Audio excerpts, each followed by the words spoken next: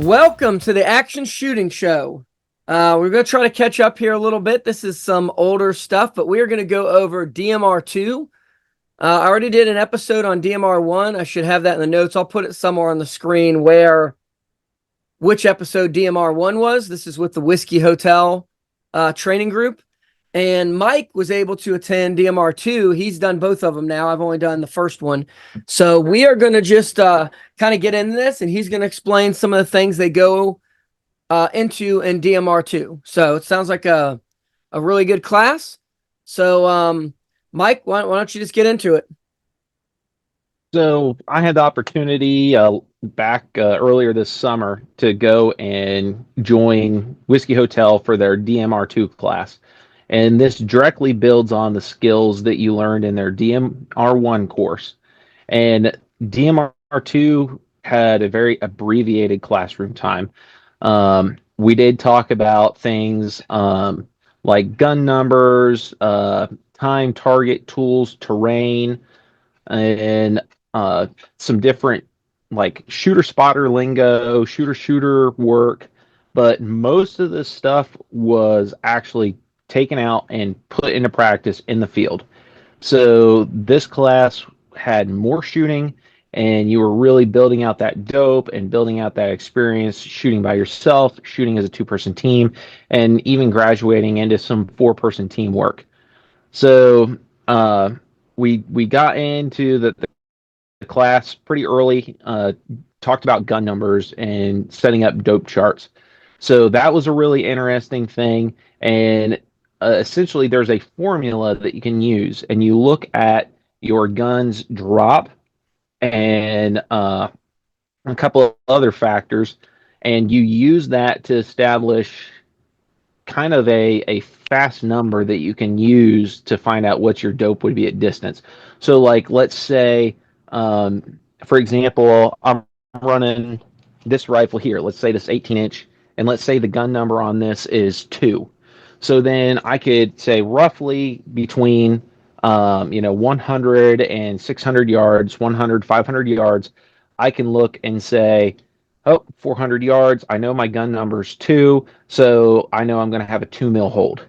So my understanding is this kind of became more common, like when the 6.5 Creedmoor gained popularity in the shooting world, but it can be applied across a lot of different guns. So having a gun number is something really useful because even if you don't have necessarily a dope chart taped out on the stock of the gun, or an arm board or something, if you know what your gun number is, you can actually take that formula and do rapid drop stuff in your head. So some guns it might be 1.6, some might be 1.8. Unfortunately, I did not grab my notebook yet, so I don't actually have the formula. But that might be something that Ryan and I do a follow up video on how do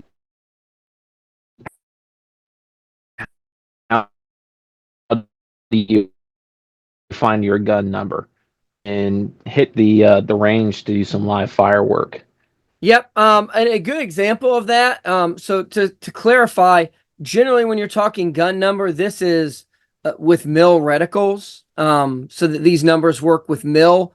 If you use MOA, there may be something analogous to that, but it's not going to be like 2, like Mike said. To give you an example for this, and this works well, my 12.5, I have a gun number of 1.5.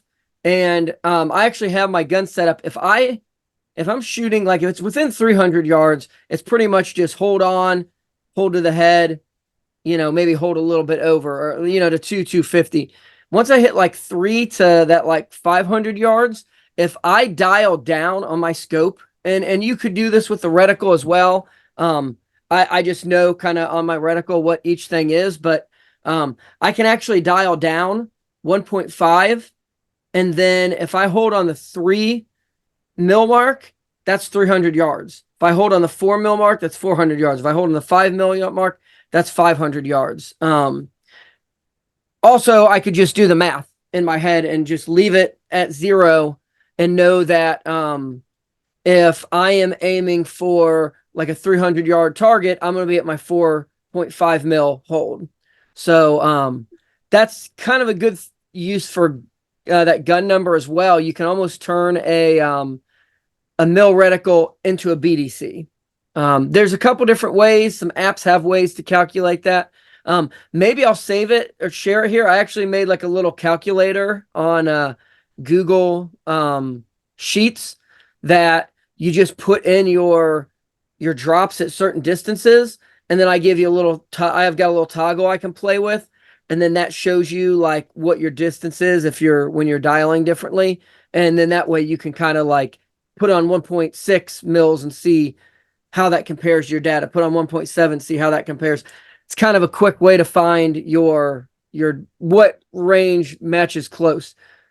I don't know if Mike said it. When you're doing this kind of thing, this is a ballpark. So, these are for like larger, generous targets. You're not going to use gun number on a 1 mil target, out at 600 yards. That's kind of not where this is. But if you got a full size silhouette at 400, a gun number will get you holding close enough to get your hits. Is that basically what you're talking about, Mike? Yep. And just here's a quick thing you can look at where got to get in the camera right. So I'm actually taking my yards, what my mil is, and I'm doing a subtraction, and it gives me this number here. And then I'm looking for a similar group of numbers, and I end up ignoring some of these outliers, and I'm going to do an average. So on my Mark 12, the gun number ended up being 1.8. So then roughly in my head, if I roughly know that that target's let's say a 18-inch wide uh, like torso target. We see these a lot of matches for the long range, and I know roughly what that. Oh, that looks like that's 400 yards. Then I can take yards minus my gun number, which is 1.8, and that's going to equal roughly my holds in mil. And as Ryan pointed out, yes, that is not you're not going to be to a 10th mil accuracy. This is to get you onto the target, increases your chance of a probability for a first round hit. It's not guaranteed, but it's really good to know because if something happens and you don't have your dope on your arm, you don't have it taped on your stock, it gives you a really quick way to, hey, I think I can utilize this gun. It makes a lot of sense for me to sit down and calculate the gun numbers. And I did this for a few of my different rifles because Ryan knows, ADHD, I'm bouncing around and trying different things. So it's nice to say, hey, when I'm shooting my Mark 12-ish rifle, don't crucify me, cloners. But when I shoot that, I know that is, going to be the gun number for that. I'm going to pick up this rifle out of the safe. Okay, cool. I know what the gun number for that is. So even in the moment, I don't have to be held up on, oh no, what is it? What is it? I just have to have that gun number written on the stock, a note that I look at before a match, and I can still roll and get pretty good probability of hits. Yep. And as you saw with Mike's numbers, I don't know how well those showed up. The outliers, the closer you are and the further away, those areas, this doesn't work real well with. This is kind of towards the middle of your ballistic arc that you're going to have good results with it. So AR-15, I want to say it's usually like 300 yards to 5 or 6. Kind of depends on the barrel length, how hot your round is, that sort of thing. But that kind of middle zone is where you're really going to get the best use out of it. Yep. And for like example, my 18-inch pushing 77 grain, the numbers lined up pretty well, going every 50 yards from 250 to 550. I started to see those outliers grow at 200 yards and at 600 yards. And so I ignored those two numbers in my calculation. And it's interesting. You can always plug those in and see how much that affects that variable. But you want to have a pretty stable core group of numbers that you're figuring that with. And again, this is not, to turn you into an instant sniper. This is to get your first round impact probability on a decent sized target up. So like, I go and look, interesting enough, my gun number for my 12.5 pushing that same 77 grain is actually 1.8, even though it's going a lot slower versus my 16-inch running gun rifle pushing a 69 grain bullet is a gun number of 2.3. So it's kind of interesting seeing how these different things equate and giving you a rough idea of where you're at. So that was some of the classroom stuff that we talked about. Guys were given the chance to actually pull up their dope and build their gun numbers and calculate that. If you were pretty quick, you might be able to build a couple of them at one time in the class. So after that, we went out to the range, did a quick zero confirmation, make sure uh, that you're ready to go. The one thing with a lot of the Whiskey Hotel classes, and even now I've experienced it with a couple of the match type things that we've done with them, is it's a lot better if you show up with a gun that's zeroed. If you actually have a little bit of dope, that could be really useful too. They generally can work with someone who doesn't have dope and to help them build that in their events. Um, but as you get more advanced, the more prepared they expect you to be when you show up. So pretty quickly in the DMR2, we went and did kind of a refresh of their squares targets. And so they do a drill that Ryan has pointed out. It kind of reminds me of the crafts drill and him too. And so they'll put out these targets here, and the things you're aiming at are roughly the size of a post-it note. And you have to forgive, there's a lot of impacts in the center. This was actually underneath another target, but they've got these spaced out, and so you're actually going to be engaging these um, from several different positions. I think I've actually got those listed out in the notes. So prone, supported, prone, unsupported, kneeling or sitting. Um, these are some of the things that you'll actually see in their other drill. And the whole point of this is to understand that when you are shooting and you are going into different positions, it can affect your zero on the gun. So, like I know for me, I tend to feel like I'm the most stable and I print my best groups prone supported. So bipod or bag in the front, bag in the rear. And so that's normally where my gun is going to be zeroed. I know Ryan ends up shooting off a bench quite a bit, and Ryan groups very well off a bench. He'll outgroup me any day of the week.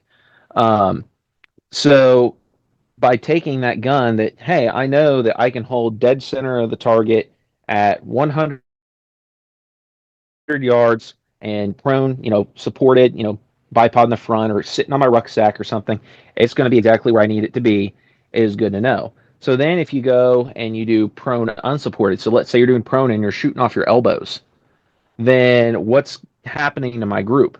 And so on some of these targets, what you start to see is you do these different things where they'll do, maybe unsupported off your elbows or prone supported off the magazine is one that they'll have you do. Or you'll do prone supported. Sorry, my son's in here. Ben, out, please. He's not ready for his prime time debut yet on the action shooting show. He'll have a chance someday. But what you'll see is in these different positions, whether it's kneeling with the rifle on top of a like 55-gallon drum, is you'll see where things start to shift. So, here's some groups very, repetitive. So then, you start to see a shift this way. Then you'll shoot that same thing in another square in another position, and you might see that your rounds start impacting maybe low right, or you get into like a seated or a kneeling position. And sorry, I'm trying to make sure I hold this in front of y'all, but it's kind of hard to get it there sometimes. So you can see here where a gun that has a very good zero, that will normally front and rear supported will net me like a 1.5 MOA 10 round group. All of a sudden, wow, when I'm trying to shoot from the seated position, I just the way that I hold the gun and pull the trigger is going to shift my group way off. And that looks crazy, and you think about that, but you're factoring in trying to time the shot, your wiggle, and so now if you're in a match situation or a hunting situation, or um, some sort of situation where you're shooting from a position you wouldn't normally be as comfortable in, you can know, hey, I'm going to probably need to hold to the top right corner of my target, or maybe I know that the way that I shoot. seated, if this is, something at maybe 200 yards, that maybe it's a match like Heartbreak or something, I'm actually going to be holding a foot high and right of the target, because I am not going to actually be shooting point of aim, point of impact, from this position. So it they're really good about working with the shooter and building that understanding of what's happening in the moment and how to work with yourself to make sure you get that impact. So it definitely is very cool to shoot those targets, um, have multiple repetitions through, and you can actually see where you consistently group, and then you can go in and take that same target, and then maybe if you shoot it 3 times in a row, because you can do this yourself, actually account for it and see if you can comp in such a way that you can land all your rounds in your post-it note size target. So that'd be something that would be really important for maybe, say, the run and gun community, or the folks that are doing Ridge Racer or Whiskey Hotel matches. I know that we've got a run and gun DMR match coming up. These are great things to be using to prep for those, to know how you're going to perform in different shooting situations. So that was one thing that we did some of that in DMR one. We did a little bit of repetition in DMR two, but there was also some new positions thrown in with that. Yeah. So one thing I'll add to this, because I've heard this on, it may have been high power, older high power shooters. So we're talking like 600,000 yards and open sights, and they're really getting that precision. Is that with different positional shooting, and so I don't know if it's high power or one of the others, but positional shooting, guys would actually have marked on their gun like where they need to hold their cheek or where they need to be to kind of shift that, because they know that in this position, if I do my normal cheek weld, this that, or sights, they'd actually have either sights or their cheek weld marked that they would adjust based off what position they're shooting in, because they're trying to get that group tighter and tighter. So you can, part of like a you call that a test, but that's a drill. There are things you can do with how you're setting up these positions to minimize that shift a little bit. I think that's kind of what like the craft drill is based around, is how do I shrink that group up? But even with shrinking it up, there's always going to be differences. So knowing what that is, like Mike said, I know if you're going to shoot off a barrel, and that you hit high whenever you're resting like flat on your handguard, maybe I'm not because of deflection, but that's just what the recoil impulse does, and that's where it goes. Then whatever distance you're shooting, if you normally shoot high, I better sheet that a little bit low to get that hit. So really, really good information, and a good drill to do in general, and see like, what do I need to do when I'm setting up in these positions to get that group smaller, get those shifts more to the center of whatever your general zero is. So very good. I mean, we did do that in DMR one, and that's a great drill. So yeah, what else Yeah. happened? Whatever happened after that, Mike?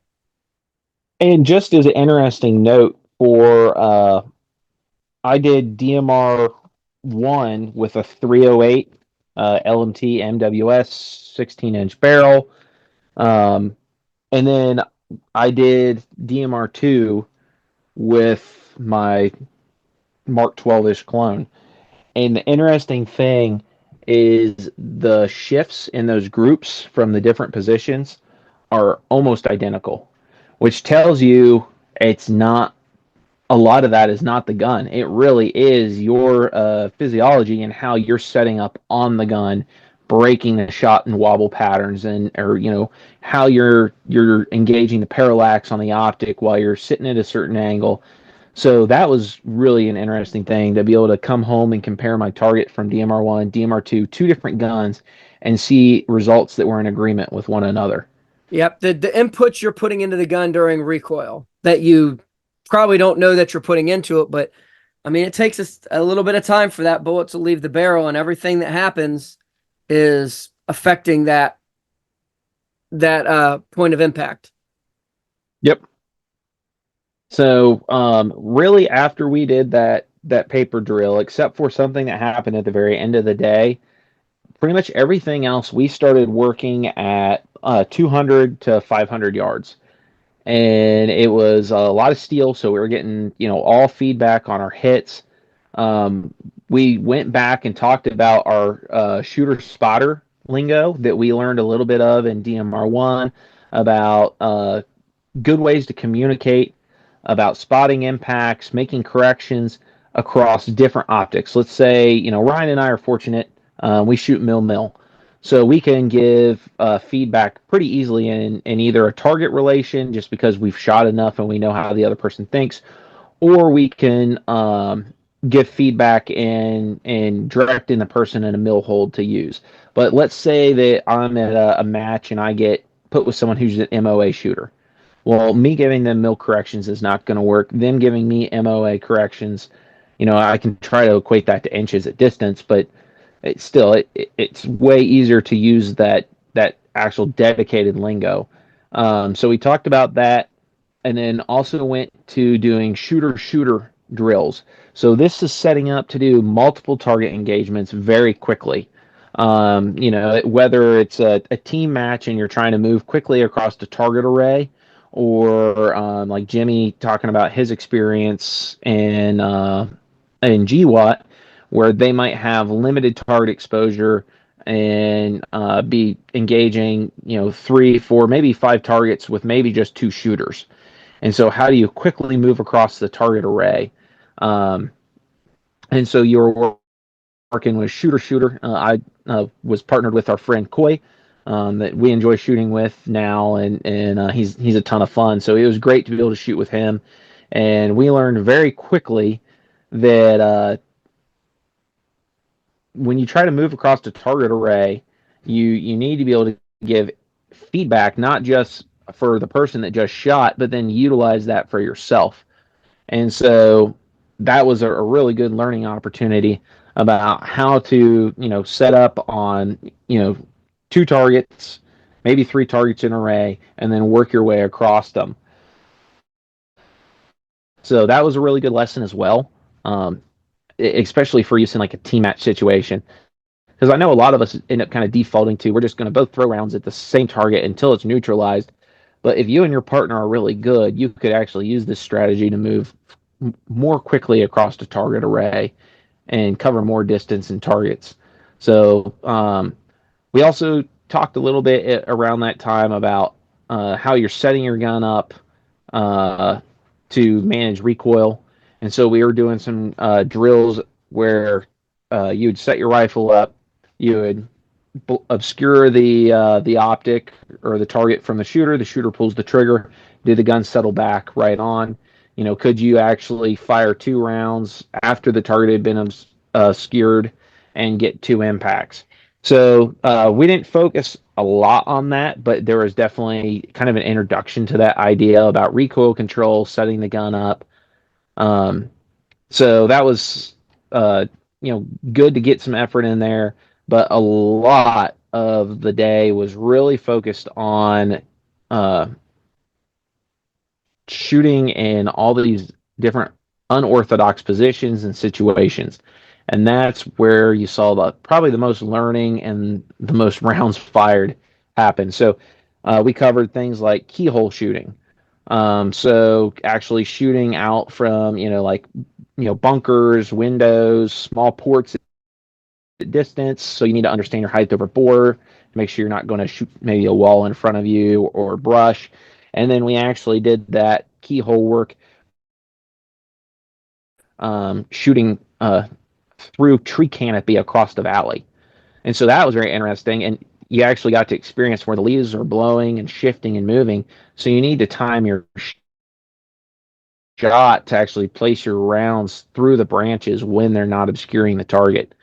So, it's not something that Ryan and I would normally get to practice over here in the flatter side of Ohio. But over at the range that Whiskey Hotel uses in eastern Ohio, where you have the hills, it allows you to experience some elevation, shooting down through tree canopy, shooting up hillsides.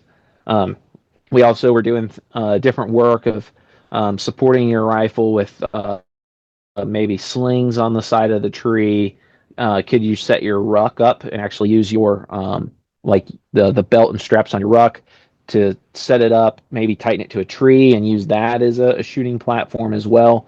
And we were cutting sticks out of the brush and setting up tripods and bipods to shoot standing. And so the whole thing was really getting repetition and making sure you could get round for round impact out of unconventional positions. And I would happily go back and take DMR2 with Ryan just for that day of shooting at distance again, because that was just incredibly invaluable. I cannot preach that enough to those of us in the competitive shooting world, those of us that also hunt in the competitive shooting world. Um, I took one deer last year standing, uh, braced off the side of the tree, and I took another deer sitting, and I was sitting on a log, and the deer was pretty much at about an 80 degree to my left angle. So all these things that I'm learning in class directly apply to hunting as well. So that was just pretty awesome. We also had some fun, friendly competitions um, using these different positions. And the cool thing with that range is there's steel from essentially 100 to 500 yards. So one of the fun things that we did that was also learning opportunity was doing, kind of a game with, three, four, five guys. And I'm trying to remember the rules. You have to give me a little mercy here since this was a couple months ago. But I believe you had two shots to make an impact, and then you started standing. And if you didn't get your impact, then I believe you dropped to kneeling. And then if you didn't kneeling or sitting, and then if you didn't get your impacts, you had to drop to prone. And then I kind of no one went out on the people that I was competing, but I think that if you didn't get your hits by then you kind of dropped off and kind of you kind of rotated through. So, you kept just climbing the hillside doing that, clear out to 500 yards. And people were able to get impacts at 500 on a full size steel torso on their first, second shot standing. Some people had to drop to maybe a kneeling. I think someone did end up on prone. But it was really interesting because you're taking all those things about learning your physiology, about how you're shooting standing, how you're shooting kneeling or sitting, how you're shooting prone, and then you're just spending the whole day utilizing that information. And this is just another example of it. You're having a fun, friendly competition, but utilizing the information to shoot clear out to 500 yards. And I know for a lot of us, 500 yards is not exactly a chip shot. A lot of people, they will never see 500 yards except for maybe at a match. A lot of people maybe only have 1 or 200 yards at a local sportsman's club to zero their gun or practice. So it's a huge confidence builder to know that, hey, if I go to like Legion, for example, or Heartbreak, for example, there's 300. Legion's had 600 in the past. Hunter's Moon is a great example where shooters are going out to 3, 4, 500 yards pretty consistently, and then might even be maxing out around 1,000 yards. What a opportunity to get a confidence boost to say, hey, I've got dope on my gun, and I've even made this same impact from maybe standing or kneeling at 500 yards. Having that confidence going into a stage is pretty invaluable. I remember the first time I went to a long range stage, it was a 3-gun match, and it was like only probably 350 yards. But, back then, 200 yards was long range for me, and I just completely died. At 200 yards, I was using an aim point and hitting 4-inch steel at our local 3-gun. Um, with zero issues. But man, 300 yards, I didn't know where I was holding, died, and probably a lot of it too is I didn't have a whole lot of confidence. So going out and taking classes like this one gives you an opportunity to build that confidence in the gun and not try to get that confidence mid stage. So that was just a lot of shooting. And I know I kind of rambled and it seems a little bland, but pretty much DMR2 is all about taking these lessons and putting them into practice. And so it is a lot of shooting. towards the end of the day, we actually were able to move into doing some four-man teamwork. And so now you're talking about some concepts of moving and shooting communication with four people. So in the example in the train that they had us do, we were dismounting a vehicle, and then we were engaging targets at 300 yards, and shifting fire, dealing with smoke and different noise simulators, and putting everything that we learned about shooting in these different positions, whether it's underneath of a car, or you're shooting over the hood, or maybe you're resting off the rear bumper of a vehicle, or maybe you've made yourself really small behind the wheel and the rim.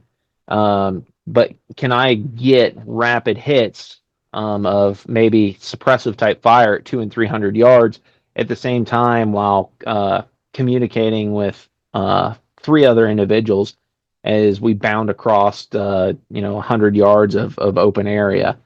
So that was, probably a little bit more LARPing than I've ever done.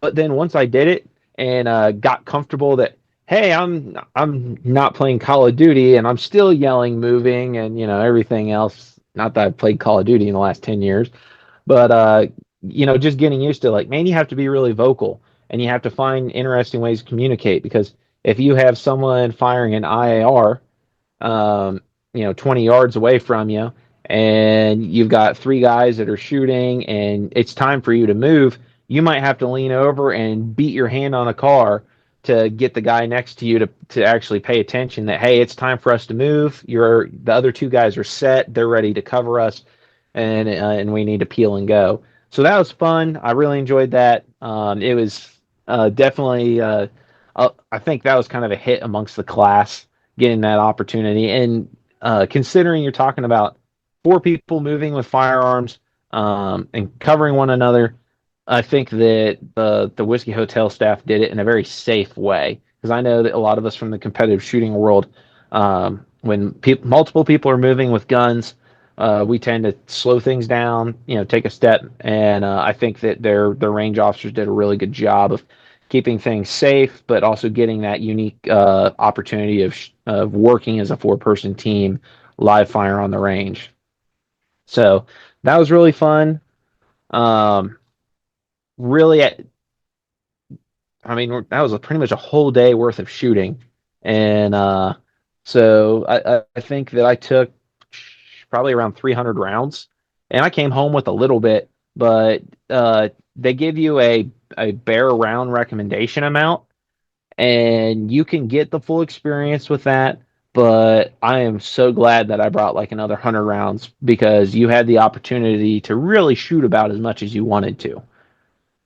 So as the day wrapped up, we had the opportunity to shoot the Whiskey Hotel DMR qual, and that is a pretty cool qual. I got to experience that with my 308 and scored pretty well. My understanding, it was one of the better scores that they had seen from a 308, and I was able to earn their patch.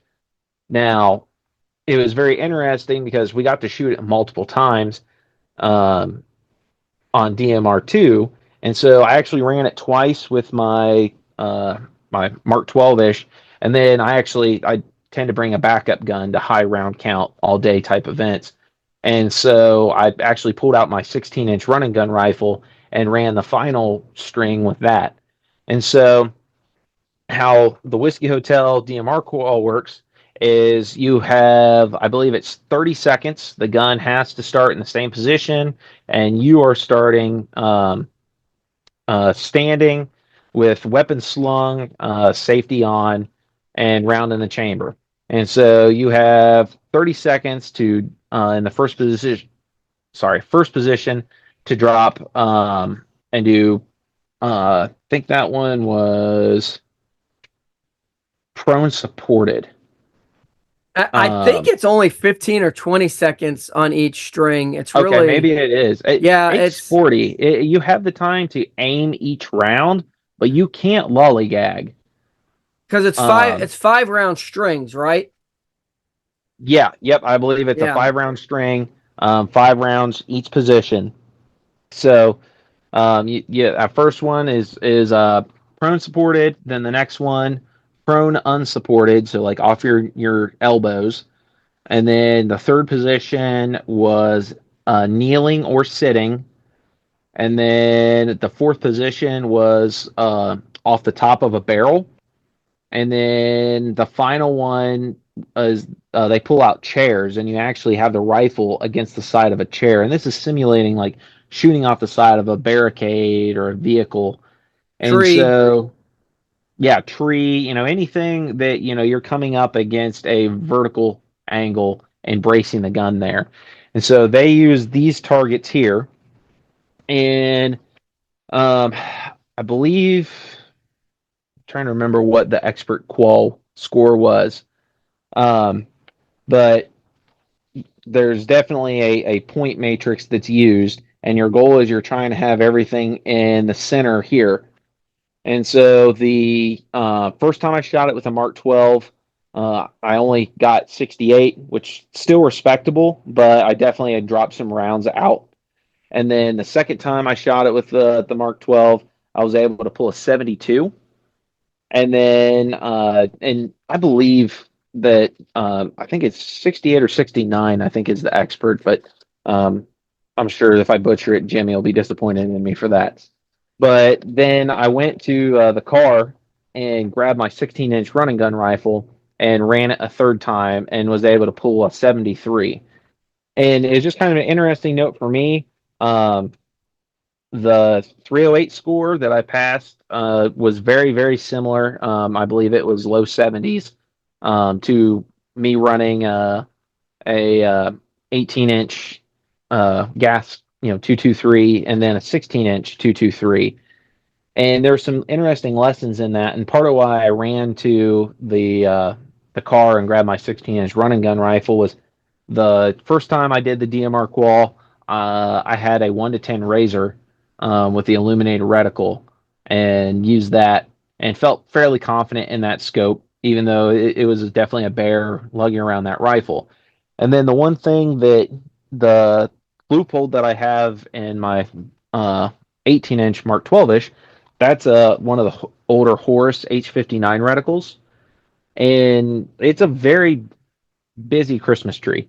It gives you a lot of very precise holding options, but really doesn't become really detailed or defined until you are climbing above 6x, really closer to 10x.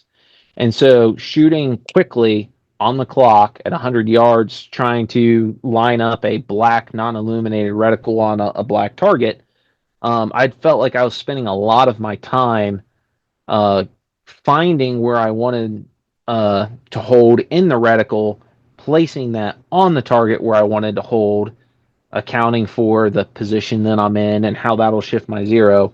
And so I just kind of wanted a confirmation that by switching back to a gun with that razor, that having the illuminated kind of broken circle dot setup allowed me to really just instantly find this is where I'm holding and aiming with the reticle, and then this is exactly where I want it on the target. So even though the score was only 1 point better than the Mark 12, I feel like I had more time to get on target and break the shot. So there are some lessons in reticle selection as well. But considering I used three different guns and I've been within a few points of each other on all the scores, I think it tells you a lot about the fundamentals, and it matters more than the gear. You can have you could probably hand me a PSA rifle with an ACOG on it, and I'd probably land within a couple points. So it just kind of is a confirmation that all the coolest gear in the world, whether it's a battle rifle or a run and gun rifle or whatever it is, it won't buy you a win. You still have to be the shooter behind it and utilize those lessons. And I definitely learned a lot from DMR2. It built excellent on DMR1. DMR3 sounds like something I want to do. It probably a little less competition oriented, more field craft. But I think they dig a lot more into like the visual spotting and finding things. Um, Also, if you don't want to be spotted or found, how that comes into play as well. So definitely looking forward to that. I think due to their location in Ohio, they're waiting for cold weather, so we don't have to deal with copperheads and some of the other fun reptiles that are out there. And as much as I want to see them, I don't necessarily want to bump into them. So really enjoyed the opportunity and that Jimmy's provided for us to learn from him, and he's got a fantastic uh, group of staff members that are there that are all at this point could probably teach the class. So it's very easy to pull someone over and say, hey, this is what I'm doing. This is or isn't working. What do you think about this? And get instant feedback. So this was a lot of Mike Ford rambling, folks. Sorry about that. No, it sounds like a great class. I mean, you're talking about all the unconventional shooting positions. If you shoot any kind of competition with rifle, yes, we shoot off hedgehog barricades, we shoot off VTACs, but which can be a little bit more of a traditional, but there's still a ton of really weird positions that you have to shoot on. So the more kind of experience you get shooting off different things, the better. I mean, just as you said, being in the part of the country we are, I mean, I don't know how many animals I've shot resting off a tree of some sort. I mean, there's trees everywhere. I can't there if you're shooting something somewhere, there's probably a tree nearby. So and guess what? They're not all on a flat range. So like, you might be really, really stable prone, but if all of the brush is growing up to 3 feet high, good luck shooting through brush, going prone and being able to see. I mean, you do a lot of hunting, Mike. How often when you shoot something could you actually go prone and be able to see what you're shooting at? Like it, I don't hunt as much as you, but I can't think of a time where I actually could have gone prone. I mean, that's why deer tree stands are popular in this part of the country because you got to get up off the ground if you want to be able to shoot something. I mean, there's certainly lanes and there's ways to shoot things on the ground. I've shot a lot of stuff on the ground, but my goodness, it can be a challenge just to get a straight shot. Yep. So, Yeah, I don't think I've shot anything prone since maybe like a groundhog or something. And at this point, it's been probably 10 years. yeah, And I know even during you the and I are winter. talking about, yeah, you and I are talking about taking the boys out squirrel hunting, and I guarantee you we're not going to shoot a single squirrel prone. Nope. Nope. Yeah, everything. I mean, it's the real world. I say real world, but when you're shooting anywhere but a range, and unless you're elevated on a platform, the chances of making a shot prone. I mean, even steel targets, all the steel targets me and Mike shoot, like my in-laws, we shoot at their farm.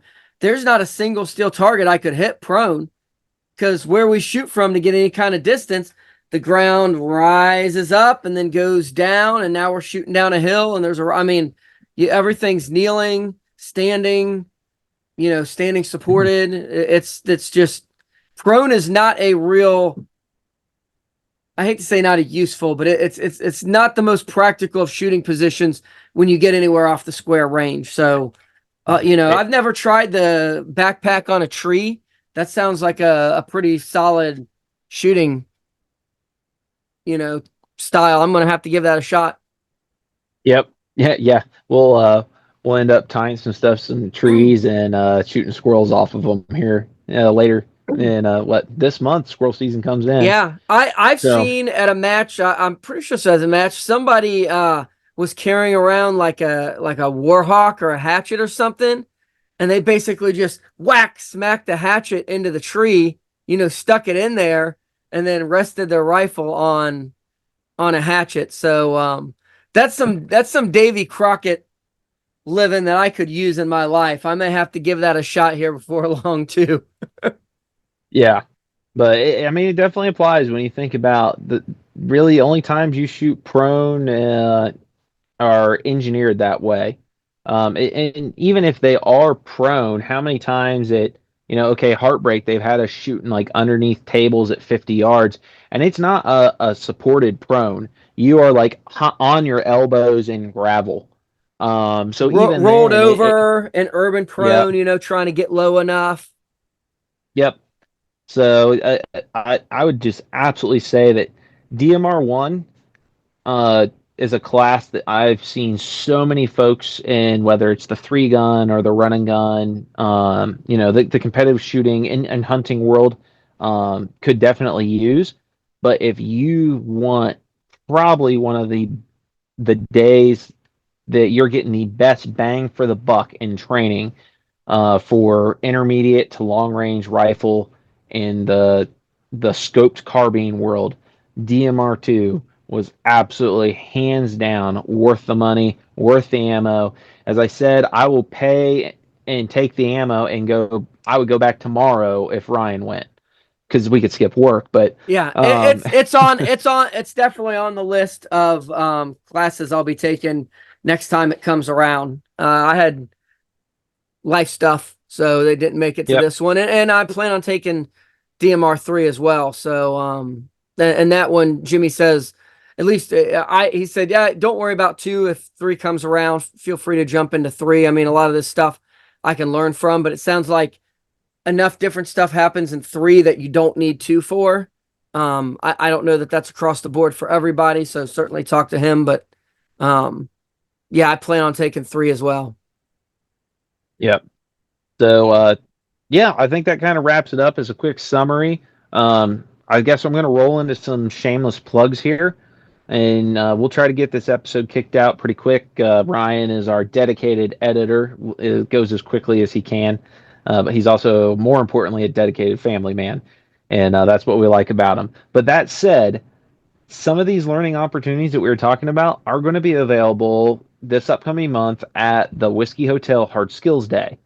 I talked to Jimmy when I saw him this weekend at a match, and there's still some slots open, so you can still slide in there. There's the opportunity to take four different classes or shoot four different matches. And the cool thing is you get to not only learn skills that day, but then turn around and pressure test them. So if you want to take four classes and you don't want to do any of the competitions that are available, knock yourself out.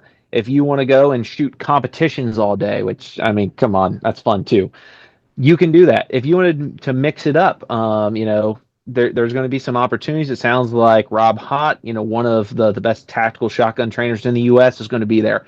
So if you want to go and shoot a run and gun sprinter with Ryan and I, and then you also want to take a phenomenal tactical shotgun class, and then, hey, maybe you want to get some of these DMR skills that we've talked about in DMR1, DMR2, the things that are helping people win these long range stages at matches, you could get some DMR stuff. And then that's three. Man, you still can do something else. There's a fourth item. You could go and do maybe Chevy's combat handgun match that's going to be set up, or go get a taste of what the Ridge Racer's like. Sign up, definitely get locked in, get those travel plans arranged. It is going to be worth it. So that's my shameless plug. We're looking forward to seeing you at the Hard Skills Day, and we're looking forward to seeing you at maybe some of the next big running guns coming up.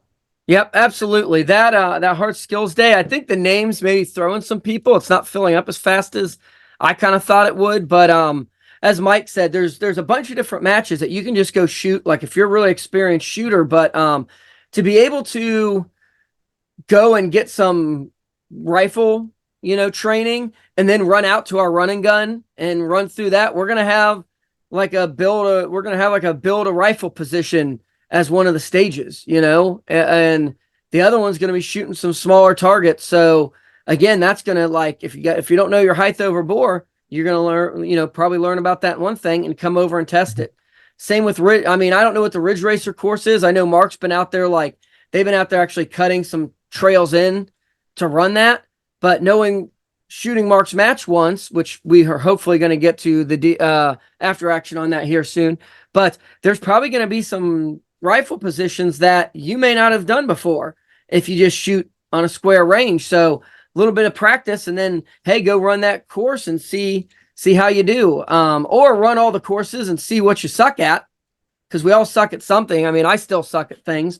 And then go to the instructors, and when they just say, hey, here's what we're doing, here's what I kind of suck at, what do you think, and let them kind of instruct you on that kind of stuff. So definitely come out. We'll be there. We'd love to talk to you. love to hear what you think of the course and some of the other ones. And yeah, I'll probably put this at the very beginning, Mike, as well, just so edit that at the beginning as a sales pitch. So again, thanks for sticking around. Thanks, Mike, for kind of taking some notes on this and doing most of the talking this time, giving me a break. So we'll hopefully see you guys out in the range soon.